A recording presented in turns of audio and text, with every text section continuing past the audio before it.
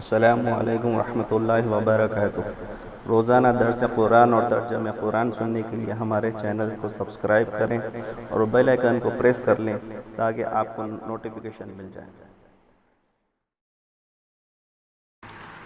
अऊज़ु बिल्लाहि मिनश शैतानिर रजीम, बिस्मिल्लाहिर रहमानिर रहीम। खलक़ल इंसान मिन सलसालिन कल फ़ख़्ख़ार व खलक़ल जान्न मिन मारिजिम मिन नार फ़बिअय्यि आलाइ रब्बिकुमा तुकज़्ज़िबान। रब्बुल मशरिक़ैनि व रब्बुल मग़रिबैन फ़बिअय्यि आलाइ रब्बिकुमा तुकज़्ज़िबान। मरजल बहरैनि यल्तक़ियानि बैनहुमा बरज़ख़ुन ला यबग़ियान फ़बिअय्यि आलाइ रब्बिकुमा तुकज़्ज़िबान। यख़रुजु मिनहुमा अल-लुअ्लुअु वल-मरजान फ़बिअय्यि आलाइ रब्बिकुमा तुकज़्ज़िबान।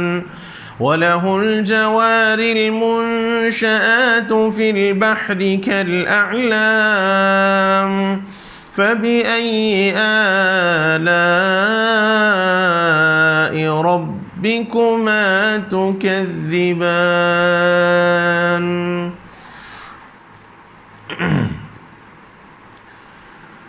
सूरह रहमान की इन आयात शरीफ़ह में अल्लाह रब्बुल इज़्ज़त ने अपने मुख्तलिफ़ इनामात का ज़िक्र फ़रमाया और इन इनामात में सबसे पहले इंसान की पैदाइश का ज़िक्र फ़रमाया। अल्लाह ताला फ़रमाते हैं कि उसी ने यानी उस अल्लाह ने इंसान को ऐसी मिट्टी से जो ठीकरे की तरह बजती थी पैदा फ़रमाया। सलसाल बजने वाली और फ़ख़्ख़ार ठीकरे को कहते हैं। इंसान को उसी अल्लाह ने ऐसी मिट्टी से पैदा फरमाया जो ठीकरे की तरह बजती थी। और दूसरी बात अल्लाह ताला ने फरमाया कि और जिन्नात को खालिस आग से पैदा किया। और इन दोनों की पैदाइश के बाद अल्लाह ताला ने फिर इंसान और जिन्नात को मुखातब करके फ़रमाया कि फिर ए इंसान और जिन्नात, अल्लाह की कौन कौन सी नेमत को तुम झुटलाओगे। अल्लाह ताला ने इंसान की तख्लीक़ का इस आयत शरीफ़ा के अंदर ज़िक्र फ़रमाया कि इंसान अपनी पैदाइश पर गौर करे। और बिल इत्तेफ़ाक़ मुफ़स्सिरीन किराम यहाँ इंसान से मुराद अव्वल इंसान यानी हज़रत आदम अला नबीना व अलैहिस्सलातु वस्सलाम हैं। चूँकि हज़रत आदम अबुल बशर हैं, सारे इंसान के वो बाप हैं और असले इंसान को अल्लाह ने मिट्टी से पैदा फरमाया और बक़िया इंसानों को अल्लाह ताला ने नुत्फ़े से पैदा फरमाया। अगर गौर किया जाए तो कुरान मजीद की मुख्तलिफ़ आयात शरीफ़ह में अल्लाह ताला ने इंसान को पैदा करने के वास्ते 4 अल्फाज इस्तेमाल किए हैं। सबसे पहले तो एक जगह अल्लाह ताला ने तुराब का लफ्ज़ इस्तेमाल किया। कुरान मजीद के अंदर इंसान की तख्लीक़ जो मिट्टी से हुई है और इंसान से मुराद जिनसे इंसान यानी हज़रत आदम अलैहिस्सलातु वस्सलाम। तो अल्लाह ताला ने फरमाया कुरान की एक आयत शरीफ़ा के अंदर तुराब मिट्टी का ज़िक्र फरमाया और उसकी तफसील ये है, अल्लाह रब्बुल इज़्ज़त ने पहले खालिस मिट्टी से, तुराब असल में खालिस मिट्टी को कहते हैं, खालिस मिट्टी को उसमें दूसरे अनासिर जैसे हवा है, आग है, पानी है, ये दूसरी और चीज़ें उस मिट्टी के अंदर मिलाई गई और मिलाकर उसको गोंदा गया। जैसे हम आटा गोंदते हैं, आटा भिगाते हैं तो उस आटे को भिगाने के वास्ते पानी डालते हैं, उसमें नमक डालते हैं और इस तरह हम आटा गूंथते हैं और तैयार करते हैं। तो अल्लाह रब्बुल इज़्ज़त ने इंसान की तख्लीक के वास्ते सबसे पहले मिट्टी को गोंदा, और ये गोंदना हमारे गोंदने के जैसा नहीं, जैसे हम आटा लेकर उसको पानी मिलाकर उसको गोंदते हैं, मिलाते हैं, फिर उस पर आटे में मुक्की हम देते हैं हैदराबादी ज़बान में आटे को नरम करने के वास्ते। तो ये गोंदना ऐसा नहीं, ये गोंदना किस अंदाज का है वो तो अल्लाह ही बेहतर जाने। बहरहाल खालिस मिट्टी पर अल्लाह रब्बुल इज़्ज़त ने जब दूसरी चीज़ें मिलाई, जैसे आग मिलाया, मिट्टी और पानी मिलाया, हवा का उन्सुर गालिब फरमाया, और फिर उसके बाद इन चीज़ों को गोंदा गया, तो उसको कुरान मजीद ने तीन लाजिब के लफ्ज़ से ताबीर किया। कुरान ने एक जगह लाजिब का लफ्ज़ इस्तेमाल किया, मिन तीन लाजिब, और लाजिब असल में कीचड़ को और लेपदार को, लेसदार को कहते हैं। जैसे किसी मिट्टी में जब आप पानी डाल दें और वो कीचड़ हो जाए, तो कीचड़ जो लेपदार होता है, लेसदार होता है, जैसे बारिश हो तो उस बारिश के नतीजे में किसी जगह मिट्टी हो और वहाँ पानी जम जाए तो एक तरह से पाँव फिसलता है, तो वो जो कीचड़ नुमा और लेसदार और कीचड़ और कच्चा जो होता है उसको तीन लाजिब से ताबीर किया गया।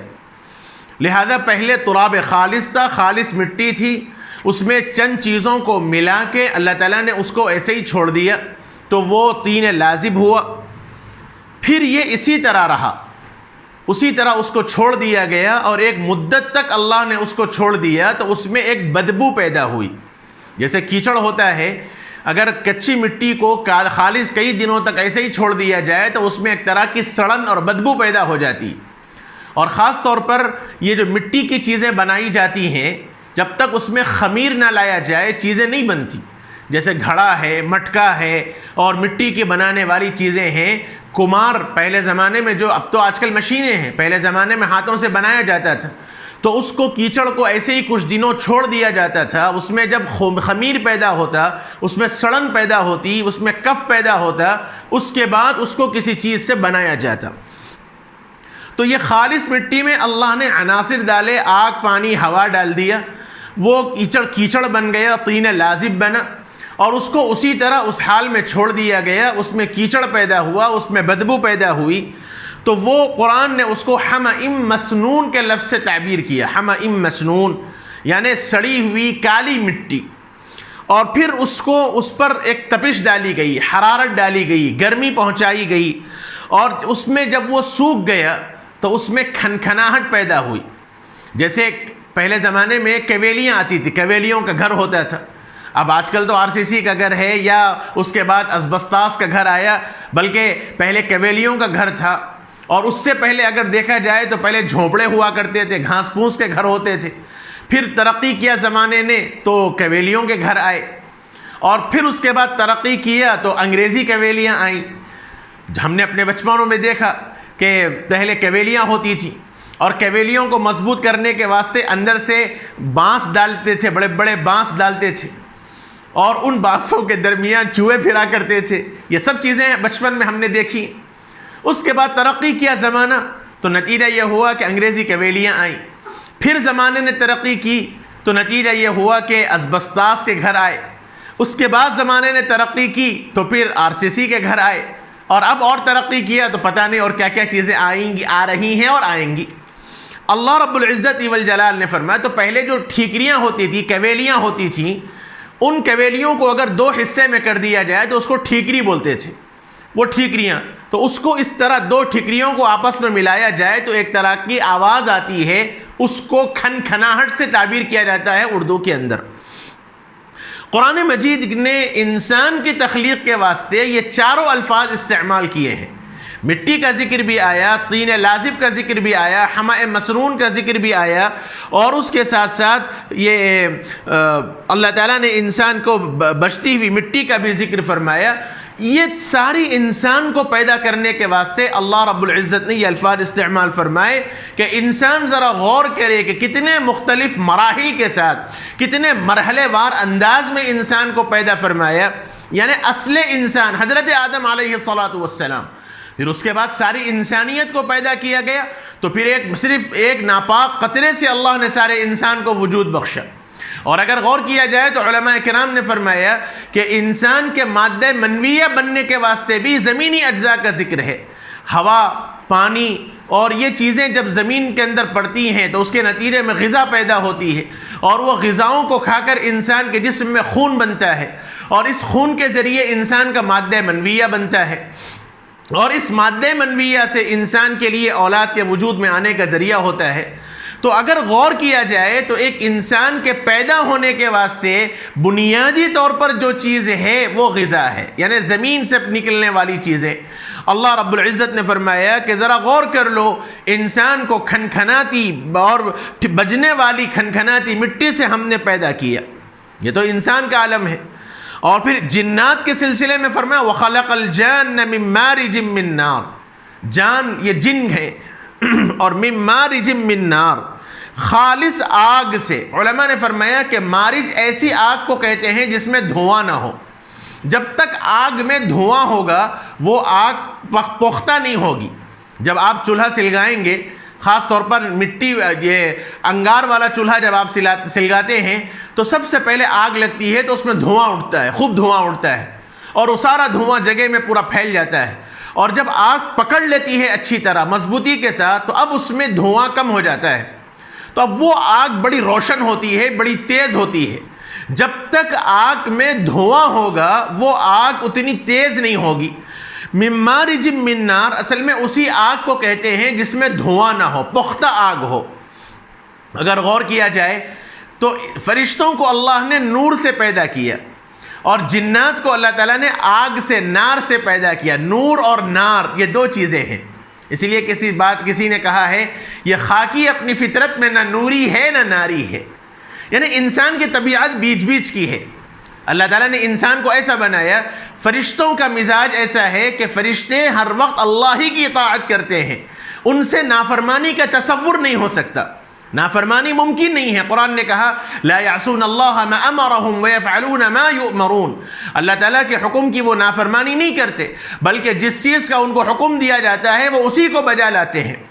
और जिन्नात का मुताल्लिक़ ये है कि वो हर वक्त अल्लाह की नाफरमानी करते हैं, फर्माबरदारी उनकी तबीयत में नहीं है, फर्माबरदारी मुमकिन उनसे नहीं है। लेकिन इंसान का मिजाज कुछ और है। इंसान के अंदर अल्लाह ने दोनों मादे रखे हैं, फर्माबरदारी का भी मादा रखा है और नाफरमानी का भी मादा रखा है। इसलिए कहा यह खाकी अपनी फितरत में ना नूरी है ना नारी है। तबीयत के एतबार से न फरिश्तों की सिफात है कि मुस्तकिल फर्माबरदारी करता रहे, और न फितरत के एतबार से, नेचुरल एतबार से इंसान ऐसा है कि वो मुकम्मल जिन्नात ही की तरह नाफरमानी करता रहे। कभी ग़ल्बे ताअत गालिब होता है तो इंसान अल्लाह की ताअत करता है, फर्माबरदारी करता है, रोता है, पिलाता है, अपने गुनाहों पर नादिम होता है। और कभी शैतानी फितरत गालिब हो जाती है तो गुनाह भी होते हैं, अल्लाह ताला की नाफरमानियाँ भी होती हैं। तो ये तबीयत है इंसान की। अल्लाह ताला ने फरमाया कि जान को, अल्लाह ने जिन्नात को एक ऐसी आग से पैदा फरमाया जिसमें धुआं नहीं है, यानी फरिश्ते भी नूर हैं और वो अपनी जगह कामिल नूर हैं, और उसमें एक तरह की ताजगी है, और आग के अंदर एक तरह की तपिश है, एक तरह की सख्ती है। आप एक तरह की रोशनी को भी आप लें तो एक रोशनी में तबई सुकून मिलता है, और आग की रोशनी के अंदर एक तरह की बेचैनी है। इसलिए उलमा ने लिखा है कि इन शैतान को, जिन्नात को अल्लाह ने आग से पैदा किया, इसीलिए शैतान की तबीयत में नाफरमानी है, शैतान की फितरत के अंदर नाफरमानी है। जैसे आग में सख्ती है ऐसे ही शैतान की फितरत में सख्ती है, और नूर के अंदर, रोशनी के अंदर एक तरह का सुकून और इत्मीनान है। इसलिए फरिश्तों के अंदर कभी भी नाफरमानी का मादा नहीं है, वो हर वक्त फर्माबरदारी करते हैं। इन दोनों नेमतों को बयान करके अल्लाह रब्बुल इज़्ज़त ने फरमाया फ़बिअय्यि आलाइ रब्बिकुमा तुकज़्ज़िबान, कि ए इंसानों, ए जिन्नात, गौर करो अपने रब की कौन कौन सी नेमतों को तुम झुटलाओगे, कौन सी नेमत को झुटलाओगे, किस अंदाज से अल्लाह ने तुम्हें पैदा किया, किस दर्जे पे अल्लाह ने तुम्हें रखा। जिन्नात को फरमाया कि तुम्हें अल्लाह ताला ने कैसे मखलूक पैदा फरमाया, और फिर एक दूसरे के मुकाबिल तुम्हें कर दिया। एक को मिट्टी से पैदा किया और एक को आग से पैदा किया, मिट्टी का खासा नीचे रहने का, आग का खासा आगे बढ़ने का, और दोनों को मुतअल्लिक़ फरमाया कि गौर करो कि अल्लाह की कौन कौन सी नेमत को तुम झुटलाओगे। मज़ीद और भी अल्लाह ताला ने आगे नेमतें बयान फरमाई हैं। इरादा तो था कि जितना आज पढ़ा गया सब आज की तफसीर सामने आ जाए, लेकिन वक्त इसकी इजाज़त नहीं देता। बक़िया मज़ीद और अल्लाह ताला के इनामात का ज़िक्र इंशाअल्लाह कल की मजलिस में होगा। वसल्लल्लाहु वसल्लम व बारक अला नबीना मुहम्मद व अला आलिहि व सहबिहि अजमईन वल्हम्दुलिल्लाहि रब्बिल आलमीन।